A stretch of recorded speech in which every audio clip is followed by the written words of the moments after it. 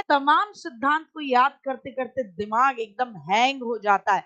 क्या ही बढ़िया हो कि अगर आपके पास शॉर्ट वीडियोस हो रिवीजन करने के लिए, जिनमें कंसेप्ट भी क्लियर हो जाए और किसी तरीके का डाउट भी न बचे। तो इसी को ध्यान में रखते हुए आज हम बात करेंगे पावलोव साहब के सिद्धांत पर।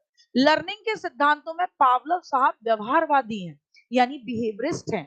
बिहेवियरिस्ट जितने भी हैं सब एक बात मानते हैं कि बच्चे का व्यवहार चेंज करके उसको सिखा सकते हो, यानी व्यवहार में परिवर्तन हो जाए तो बच्चा क्या कर सकता है, सीख सकता है, यानी सीखना व्यवहार में परिवर्तन है। तो अब ऐसे में हम बात करेंगे रशिया के मनोवैज्ञानिक की, और रशिया के इस मनोवैज्ञानिक का नाम क्या है, पावलव। इनके सिद्धांतों को किन किन नामों से जानते हैं ये भी हमें समझना होगा। तो पावलव के सिद्धांत को आप बोलते हो अनुकूलित अनुक्रिया का सिद्धांत। अनुकूलित अनुक्रिया, अनुक्रिया का मतलब रेस्पॉन्स। अनुकूलित यानी आप जैसा चाहो वैसी अडॉप्ट करा दो आप अनुक्रिया, यानी मैं डिसाइड करूं कि इस वीडियो को देखने के बाद आपकी अनुक्रिया क्या हो, मतलब मैंने अपने अकॉर्डिंग आपके रेस्पॉन्स को, आपके बिहेवियर को अपने हिसाब से बॉन्डिंग करा दी, अनुकूलित करा दी, कंडीशनिंग करा दी। यानी मैं चाहूं कि आप लाइक करो तो आप वीडियो के अंत में लाइक करो, मैं ऐसा कर दूं कुछ। तो अनुकूलित अनुक्रिया का सिद्धांत, जिसे आप बोलते हैं कंडीशनड रेस्पॉन्स थ्योरी, इसे शास्त्रीय अनुबंधन या क्लासिकल कंडीशनिंग थ्योरी भी कहते हैं, या संबंध का प्रत्यावर्तन यानी कंडीशनड रिफ्लेक्स थ्योरी भी इसे कहा जाता है। ठीक साहब, या सिंपल अनुबंधन का सिद्धांत भी पावलोव साहब ने 1904 में प्रयोग किया। ये प्रयोग था किस पर, कुत्ते पर। कुत्ते पर प्रयोग क्या था, सिंपल सा प्रयोग था। दुनिया का हर कुत्ता खाने को देखकर लार टपकाता है।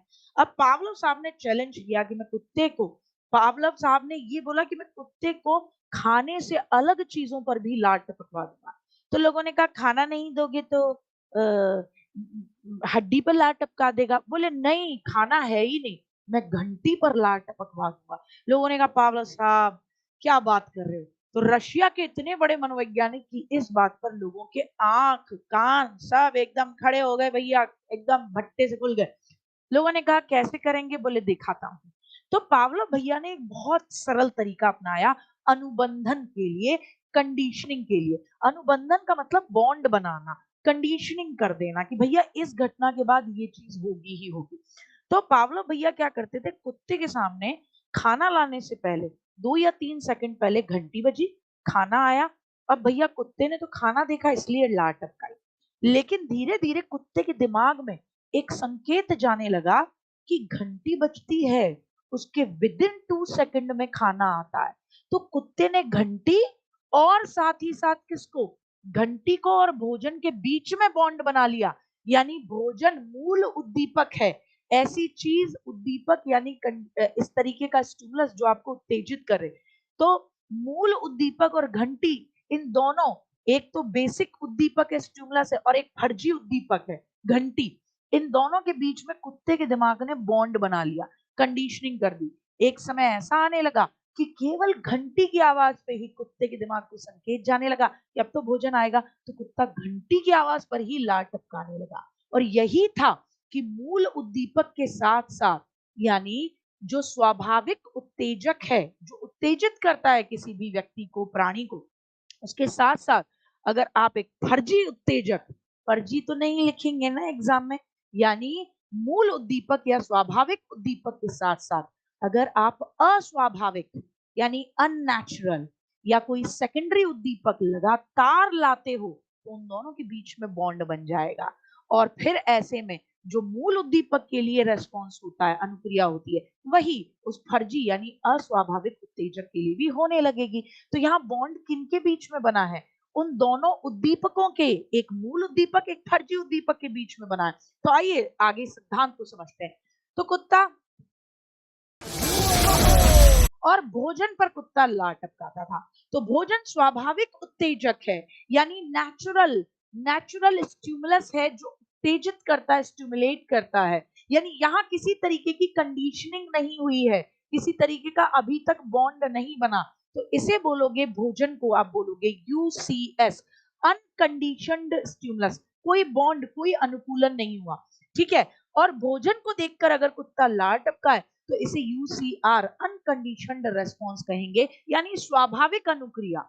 लेकिन अगर कुत्ता, घंटी जो है ये अस्वाभाविक उत्तेजक है, घंटी क्या उत्तेजित करेगी? क्या नहीं करेगी। तो ये अस्वाभाविक उत्तेजक है, यानी बाद में घंटी और भोजन के बीच में बॉन्ड बनेगा, कंडीशनिंग होगी। इसीलिए घंटी को सीएस यानी कंडीशनड स्टिमुलस कहा है। फिर जब बॉन्ड बन जाएगा तो ऐसा समय आएगा कि कुत्ता भोजन के लिए इंतजार भी नहीं करेगा। घंटी जो कि अस्वाभाविक उत्तेजक है, यानी कि अननेचुरल स्टिमुलस है, कंडीशनड स्टिमुलस है, जैसे ही बॉन्ड बना तो घंटी के बजने पर, यानी कंडीशनड स्टिमुलस के आने पर ही लार टपकनी शुरू हो गई, यानी अस्वाभाविक अनुक्रिया होने लगी, सीआर। तो याद रखना, आपसे जब भी पूछा जाए यूसीएस क्या है, यूसीएस का मतलब स्वाभाविक स्टिमुलस, स्वाभाविक उत्तेजक, यानी बिना अनुबंधन के अनुबंधित उत्तेजक है, वो है भोजन। और कंडीशनड स्टिमुलस क्या है?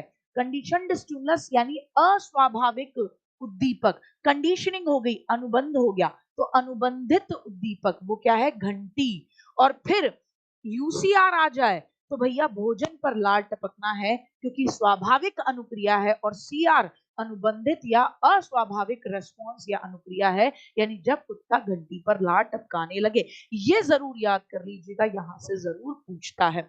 ठीक साहब। अच्छा, इस पूरे सिद्धांत में पावलोव साहब ने कहा कुछ चीजों को ध्यान में रखिएगा, विलोप या एक्सटिंक्ट मत कर दीजिएगा कि लगातार सीएस को ला रहे हो, घंटी को ला रहे हो लगातार, यानी कंडीशनड स्टिमुलस को, अस्वाभाविक उद्दीपक को लगातार लाए जा रहे हो, लगातार लाए जा रहे हो।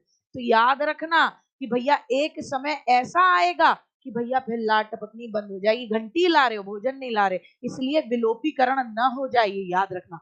दूसरा, उद्दीपक का सामान्यीकरण, कि मूल उद्दीपक जो बेसिक उद्दीपक था, यानी स्वाभाविक उद्दीपक जो था, यानी यूसीआर जो था आपका, यूसीएस जो था यानी भोजन, उससे मिलते जुलते अन्य उद्दीपकों के प्रति भी यही अनुक्रिया होगी। भोजन की जगह आप मीट का टुकड़ा ले आओ तो भी लार टपकेगी, आप हड्डी ले आओ तो भी लार टपकेगी, बिस्किट ले आओ तो भी लार टपकेगी, टपकेगी टपकेगी, रोटी भी ला दो तो भी लार टपकेगी। तो उद्दीपक सामान्यीकरण कहते हैं इसे। समय कारक का सिद्धांत, बोले भाई दिमाग में बॉन्ड बनने दो, घंटी और साथ ही साथ भोजन के बीच का गैप ज्यादा नहीं होना चाहिए, अगर ज्यादा हो गया तो फिर बॉन्ड ही नहीं बनेगा, 5-10 मिनट हो गया तो गड़बड़ जाएगा। इसलिए 2 से 3 सेकंड और मैक्सिमम 5 सेकंड से ज्यादा का अंतर नहीं होना चाहिए। ये महत्वपूर्ण बात कही गई थी। और याद रखिएगा, इसको भारत की माताएं सबसे ज्यादा यूज करती आई हैं। बच्चा पैदा होता है, क्या कर देती हैं? उसको के साउंड पे सूसू करा देती हैं। ये के साउंड पे सूसू कराना क्या कहलाता है? ये के साउंड पे सूसू कराना आपका कंडीशनड क्या कहलाता है? रेस्पॉन्स। अनुबंधित क्या कहलाती है? अनुक्रिया। तो कैसी लगी आज की वीडियो जरूर बताइएगा। जय हिंद, जय भारत, मिलते हैं।